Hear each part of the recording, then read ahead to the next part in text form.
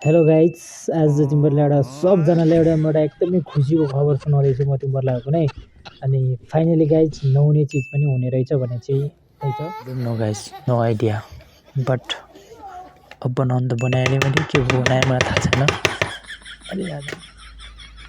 यो हो तिमीहरूलाई थाहा छ कि नै यसलाई भन्छन् ज्याम ज्याम ज्याम कुनै मह होइन ज्याम ज्याम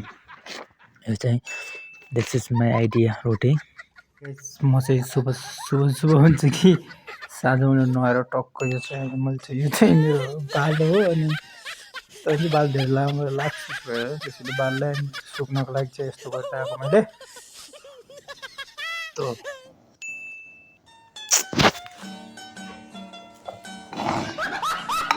तिमी मेरो जिन्दगीमा आउ त सही